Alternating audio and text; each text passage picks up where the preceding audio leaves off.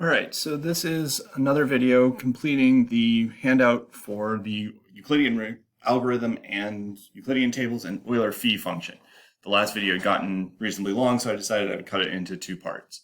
So in this video, all we're going to do is work out the Euler Phi of all of these various numbers so you can see how the Euler Phi function works. You should have done this in class. You should have your answers, but this is here in case you need more explanation. So let's get started. Now we're going to look at this first grouping of values for which we are to find the Euler Phi. And if we look at our rules for the Euler Phi function, all right, well, if you have a prime number, then the Euler Phi of the prime number is one less. All right, the Euler Phi of a prime power is the prime power minus the prime to one less power. Then I have this very powerful fact. If two numbers are relatively prime, then the Euler Phi of their product is the product of their Euler Phis. I cannot stress this enough. This must be true. If the two numbers are not relatively prime, this property doesn't hold. But the outcome of that is that if I have a number, I can factor it into primes, and then I can work out the Euler Phi of all the individual prime powers. Okay, so with that in mind, let's look at this first one in particular. The Euler Phi of a prime is p minus 1. All right, well, if we look at 19, 29, 37, these are all prime numbers. So the Euler Phi is going to be 18 for this one, 28 for that one, 36 for this one. All right, that just leaves 101. But 101 turns out to be prime. How can you check this? Well, if it's going to have a divisor, it has to be less than the square root of 101, which is about, well, it's less than 11 because 10 squared is 100. So if we just check, 2 doesn't divide it, 3 doesn't divide it, 5 doesn't divide it, 7 doesn't divide it, you'd get what, 7, 31, yeah, no, doesn't work. And then 11 is too big, so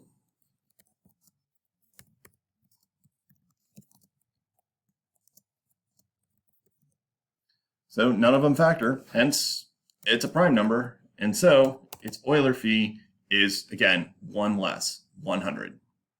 All right, now let's look at the next set of numbers. 16, 125, 81, 49. Okay, well, if we look at our rules, p is a prime number and k is any power, then the Euler Phi of p to the k is equal to p to the k minus p to the k minus 1. Okay, well, it turns out, if you look at 16, this is 2 to the 4th, 125 is 5 cubed, 81 is 3 to the 4th, and 49 is 7 squared. Okay, so that means that all of these numbers, to compute their Euler Phi, I am going to use this rule. I will use p to the k minus p to the k minus 1. All right, so to compute the Euler Phi of 16, it's going to be 2 to the 4th minus 2 cubed, which will give me 8. For 125, it's going to be 5 cubed minus 5 squared. That's 100. For 81, it's going to be 3 to the 4th minus 3 cubed, which is 54. And then for 7 squared, it's going to be 7 squared minus 7 to the 1st, or otherwise known as 7. 42. Okay, so that takes care of those ones. All right, now we look at these ones. 14, 15, 77, 39. All right, well, 14 is definitely not prime, and it's not a prime power either.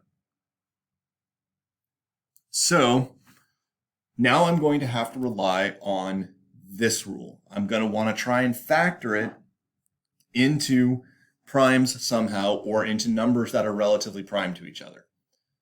All right, so let's do that. Okay, so 14, I can factor this as 2 times 7. 15, I can factor that as 3 times 5. 77 is factorable into 7 times 11. And 39 is 3 times 13. Okay, now notice all of these are relatively prime. 2 and 7 are relatively prime, 3 and 5 are relatively prime, etc. Moreover, each one of these numbers in each of these factorizations is a prime number. So to compute the Euler Phi of 14, I can compute the Euler Phi of 2, multiply it by the Euler Phi of 7. Since those are both primes, it's just the prime minus 1, and that tells me my Euler Phi. All right, I can now do that for all the remaining problems. So for 30, it's going to be 8. For 77, it's going to be 60. And then for 39, it's going to be 24. All right, so that takes care of the third group of numbers. Okay, so next group of numbers, 24, 36, 72, 100. Again, clearly not prime. In fact, all of these are even. Not prime powers either, so I'm going to have to do some work. I'm going to do the exact same thing as I did before. I'm going to start factoring it down. All right, now I can factor 24 in a couple of ways. I want to factor it so that they're relatively prime. So 24, I could write that as 4 times 6, but 4 and 6 are both even. They're not relatively prime. So I'm going to factor it as, 3 times 8, which, if you notice, is 3 times 2 cubed. All right, 36. Again, I want to factor it into things that are relatively prime. 36 is 3 times 12. That's one way to factor it. But again, 3 and 12 are not relatively prime. Now, there's an obvious factorization that would work, but let's say you don't know it, but you do know that it's 3 times 12. So let's start there. All right, but as I said, that's not relatively prime. So what I do now is I just keep factoring. So I know that 12 has a factor of 3 as well. So I'm going to factor that out. And I get 3 times 3 times 4. Okay. So on the other hand, that means I'm looking at 3 squared times 2 squared. All right. 3 and 2 are both prime, hence relatively prime. We're good to go. All right, 72. Again, this is 8 times 9, which is 2 cubed times 3 squared. And 100, well, 100 is 10 squared. Again, 10 isn't relatively prime. But, 10 is not prime. So I can't use 10 squared minus 10. That won't work. So I need to factor it some more, but 10 is 2 times 5. So I'm going to get 2 squared times 5 squared. Okay, now my factorizations are all relatively prime to each other, and they're all prime powers. So I can use my rules. Euler Phi of 3 times the Euler Phi of 2 squared. Sorry, 2 cubed. All right, and I just keep going.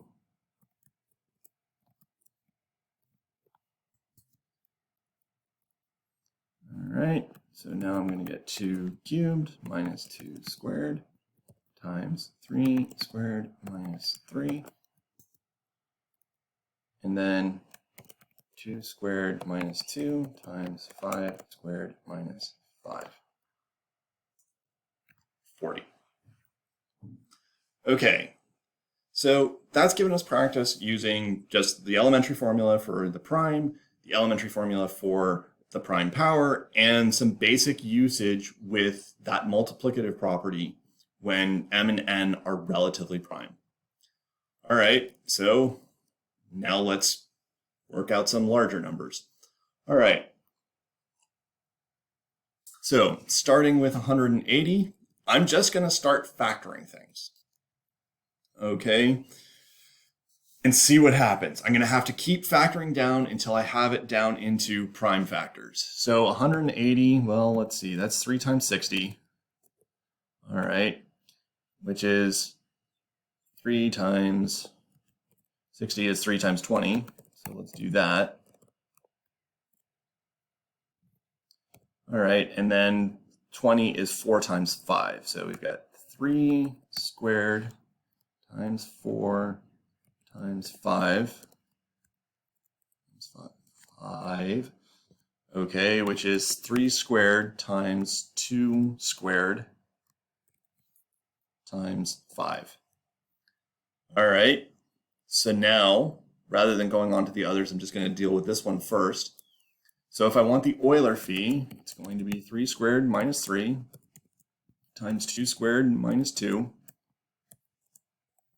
times 5 minus 1. Prime powers and a prime. 48. All right, so now I'm going to keep factoring.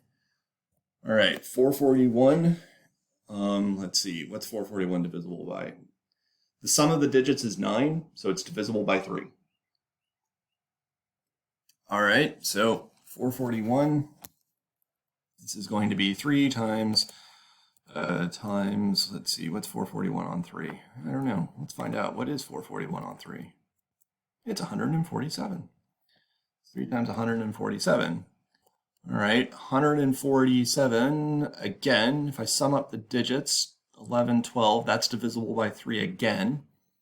So what's 147 on 3? It's 49. Okay, so I've got 3 times 3 times 49, which is 3 squared times, oops, wrong button, 7 squared. Ha. 3 squared times 7 squared. All right, so that means I'm looking at 3 squared minus 3 times 7 squared minus 7, 252. All right, I'm going to erase these computations just because they're going to get in the way. All right, 1089. All right, well, let's see, what divides 1089? Again, if I sum up the digits, it's divisible by 3. So let's start there. 1089 over 3 is 363. All right, times 363. Now, 363 is clearly divisible by 3, so I'm going to get 3 times 3 times 121. And if you weren't aware, 121 is 11 squared. A very useful fact to have in life.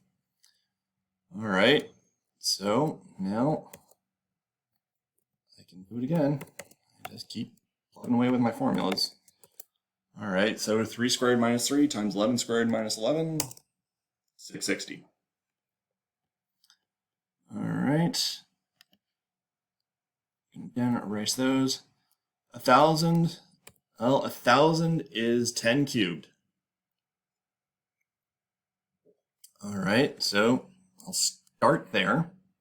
But again, 10 isn't prime, so I can't use that prime power rule. But 10 is 2 times 5.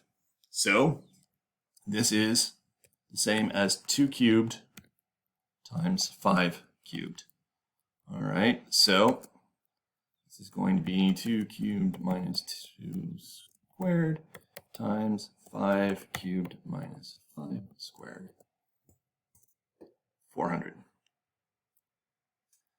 All right, now for these last ones, you've just been given the factorization.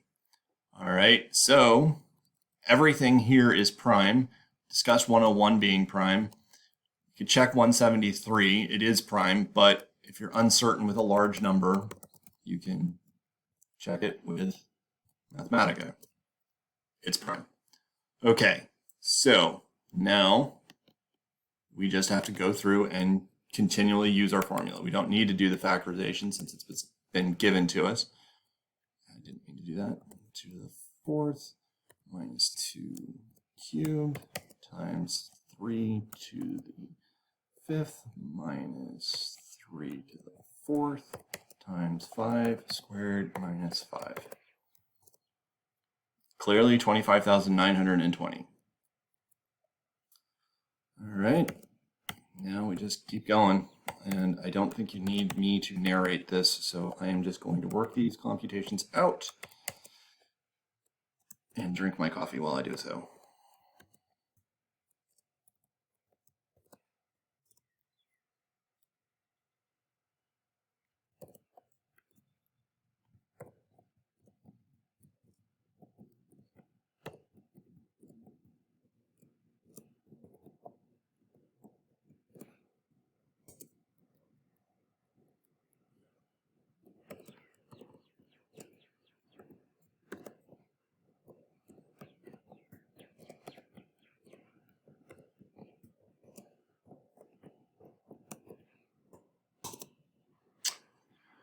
Okay, and there they are. Okay, so you should have been working out that handout. You're not going to submit that for homework. That was just for practice. If we'd been in class, I would have been circling around helping people and straightening things out. If you've asked me questions in the class hangout about it, great. If you've got questions about any of them, please get a hold of me and I will walk you through it. All right, but that's it for now. Signing off.